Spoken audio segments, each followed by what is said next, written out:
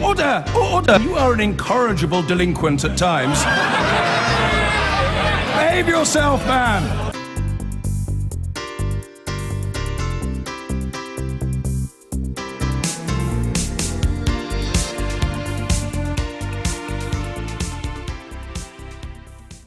Was the night before Brexit. One more sleep as one Leave supporting blog tweeted today.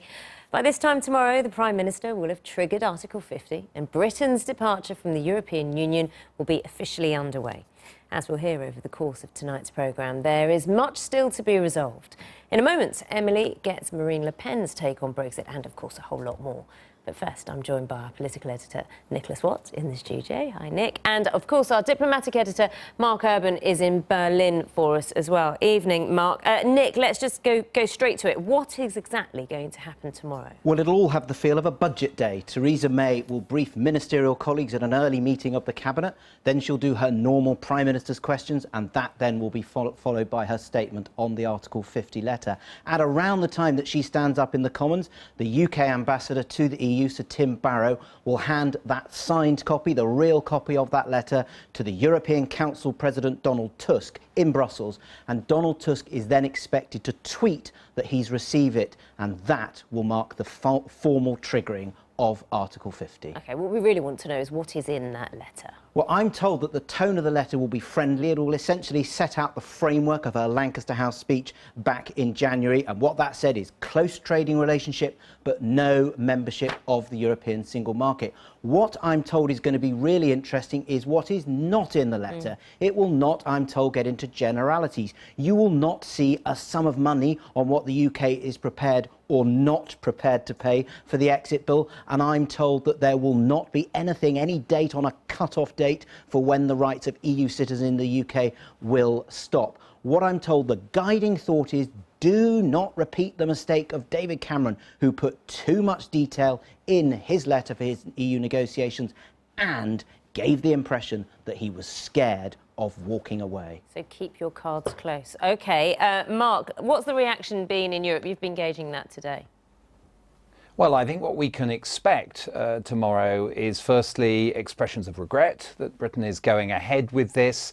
And then I think pretty swiftly after that, some fundamental declarations of principle. Now, on that financial issue that Nick mentioned, I think that you can expect a pretty hard line. The EU's legal advice is that Britain is liable for its budget contributions. One person told me here tonight at least 45 billion euros between now and 2020.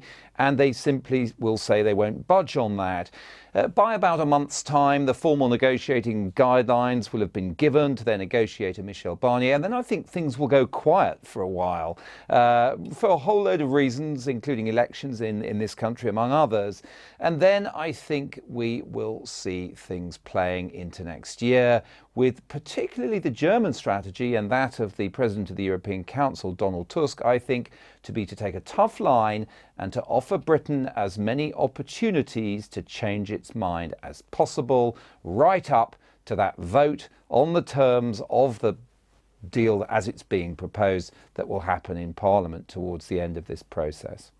OK, Mark, thanks very much. Nick, a quick word as well. We can't forget today there's been another vote in Scotland to request another independence referendum. And a predictable response from the UK government saying now is not the time to have that. But interestingly, on Thursday, David Davis, the Brexit secretary, will say to the Scottish government and the other devolved administrations, the UK government doesn't want to hoard power. And he will say that he is prepared to hand back some but not all powers on fisheries and agriculture to those devolved administrations. David Davis will do that when he sets out the next stage after the triggering of Article 50. That is the Great Repeal Bill that does two things. One, it annuls the Act of Parliament that took us into the then EEC. And secondly, it brings back into UK law all that EU law known as the acquis communautaire. But really interesting, on the next stage after that, what of those EU laws that will be in UK law, what they should repeal, he will say that is not for this Parliament, that is for the next Parliament. Put it in the Tory manifesto. The reaction is going to be very interesting. Nick, thanks very much. And Mark Urban in Berlin, thank you too. So, once the ceremonies of tomorrow's triggering are all done with, eyes will turn to a possible deal and the possibility of no deal at all. Well, here with me now are two Conservative MPs. We have Anna Soubry, a Remainer, and Bernard Jenking, a Brexiteer. Good evening. Good evening. An ex-Remainer. Ex-Remainer. Well, I mean, we're leaving, aren't we? Yeah. So I just think we ought to get the language right, because we're leaving the EU. So I don't know what you call me. Well, are you a happy leaver? No, of course I'm not. I think our country's lost the plot, and I'm extremely worried about our future. Well, but we've got this vote, we've got to deliver it. I think the Prime Minister's been remarkably courageous in stepping up and accepting this baton, which she clearly would not have chosen to have had. And she's now got to deliver 4 bespoke deals in under 2 years. Almost an impossible task. do you not think she'll be able to do it? No, but I think she's got to be big and brave to say if we need more time, if we need a transition period, she's got to do that. And she's most of all got to resist the calls from dear Bernard here, who will urge her with his merry band who've been wreaking havoc in my party for decades to avoid a hard Brexit, which nobody in my constituency, nor I believe anywhere else in the country, voted for. Is it a problem if there is no deal? Because Anna, you've said it's almost impossible for her to. I think the Prime she Minister could do Let me just certain find out things. from Bernard. Do you think it's a disaster if there isn't a deal? Well, it depends what you mean by a deal. I mean, I agree with everybody that the idea we're going to finish up with a comprehensive trade agreement with the EU within 2 years, that is extremely unlikely, not least because the EU would find it very, very difficult to agree such a deal. It takes the EU a very long time to agree these things. So I think Anna's right that we finish up with some kinds of transitional arrangement. Now, what we should hope for is that we will sign sensible arrangements for customs facilitation and memorandums of understanding on product recognition and that sort of thing, which the EU has with every other country it trades with in the world, whether or not it's got a trade deal. And hopefully we'll get the EU to accept our offer of free trade, that is zero tariff on manufacturers, so that we can carry on trading more or less as we do at the moment. Now, if the EU can't accept that, or they want us to pay too much for that, that's the point at which we have to say, no, that's okay, we'll pay the tariffs.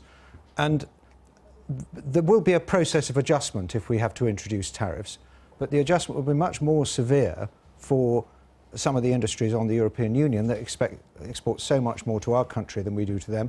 And the British Exchequer will raise billions and billions of pounds from the import tariffs from the European Union, which we can spend on supporting the motor industry and inward investment and investment allowances and grants for science and technology and other things that make us competitive. I mean, the point is, Anna Soubry, if you go into negotiations saying we have to come to a deal at the end of 2 years to ensure stability, you've lost your hand, haven't you? No, I'm not saying that. I mean, I think that the Prime Minister does want a deal.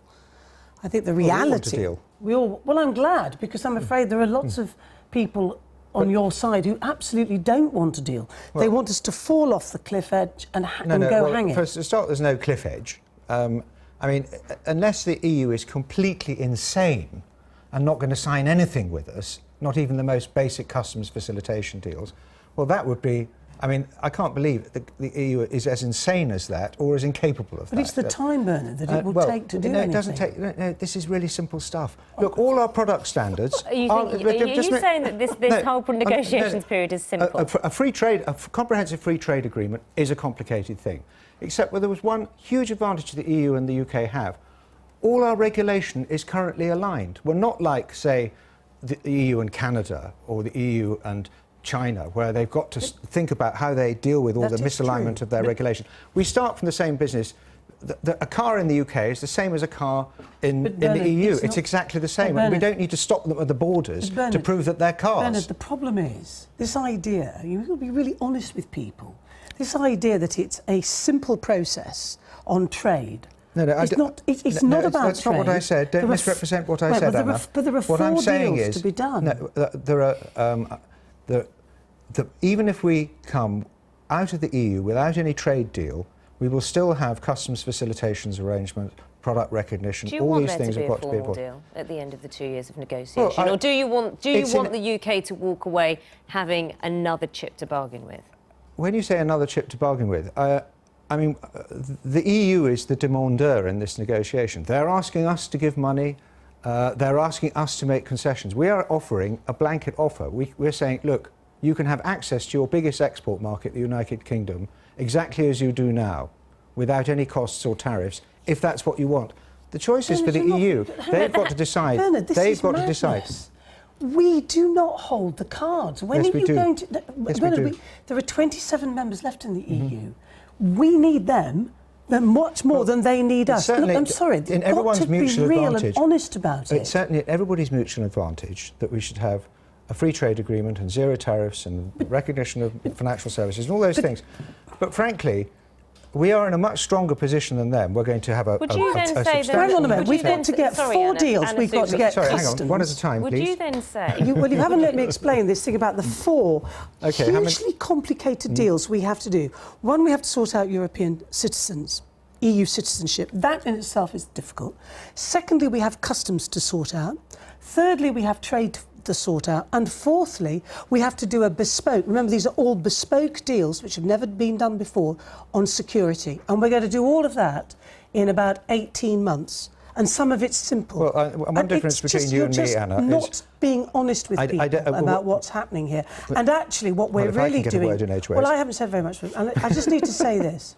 All of this madness, this complexity, this nightmare of detail, repeal bills, when actually what we're doing is we're walking away from 500 million customers, and what we have at the moment, a single market which has provided decades of prosperity for our country. Which and we're going needs into to this be- No, you've lost that nightmare. argument. Which needs to be And negotiated. people don't buy that argument. And No, Bernard, that's you a are saying different that these argument. negotiations can carry on, but would you be prepared to walk away? Do you think we can walk away and not pay any Well, money? if they ask us to... Well, first of all, Article 50 is very clear.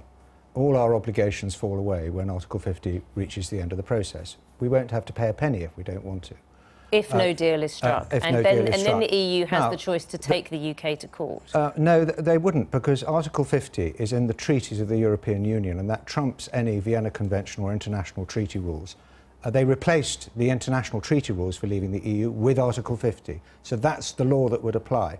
The idea that the European Court of Justice would disapply their own treaties and apply international law, I mean, it just wouldn't happen. So you're telling people that we can just walk away Yes. and we'll have no bills Yes. at all, and we walk away onto WTO well, if we- rules and regulations and tariffs, and no customs deal? No, there would have to be a customs deal. But I come back to this.